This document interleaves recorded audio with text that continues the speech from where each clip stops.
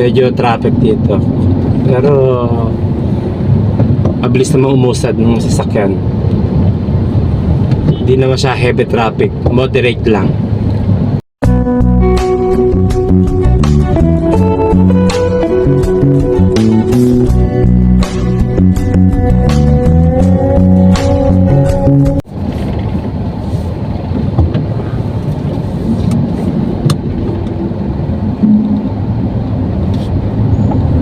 Okay guys, good afternoon. Time check, alas 3:04 ng hapon. Naka-accept po tayo ng booking. Bali ito yung pangatlong booking ko ngayong araw na to.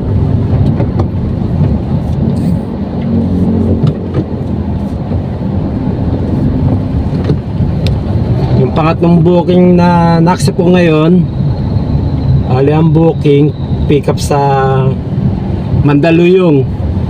Tapos ang drop off niya dito sa may Taytay. Isang drop lang po ito. Bali meron tayong 31 minutes remaining time bago tayo makarating sa drop off kay customer. At ang layo 6 km.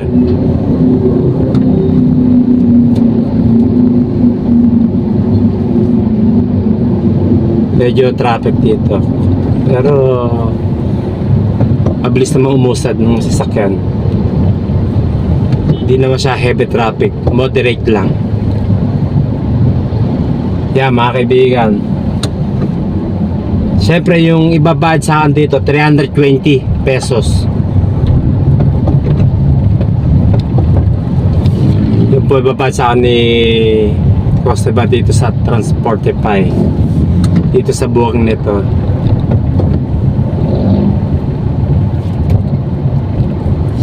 Siyempre yung na-accept kong booking, yung na-pick up ko kay customer, kaya naman buhatin. Magalang naman. 2 box o 2 boxes yan. Magalang naman po siya. Bali computer accessories po siya. Bali na-pick up po yung isang monitor sa isang UPS, kumbaga sa ordinaryong ABR yon, UPS at tawagin nila. Ito papataw sa inyo, nasa likod ko lang naman para makita ho ninyo. Yung monitor malaki, pero ilang inches kaya to? Tingnan ko.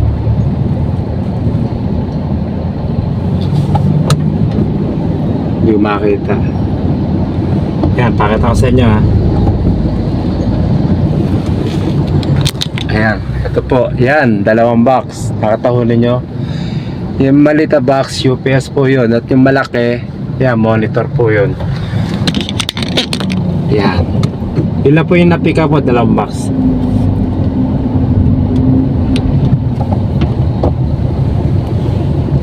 Okay, yun na po mga kaibigan. Bali, nakapakatlong ko na po ito. Sa magkano ba ako? 281 saka 400 plus pa yun. Kasi ito 300. Magkano lahat yun? Puro sa 1.1 mahigit na yata.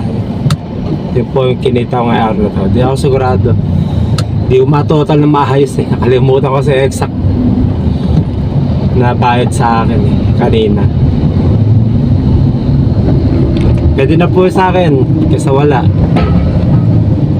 Pagka pinakarga ko ng gas dito yung mga 1,000 eh, full tank na naman ulito.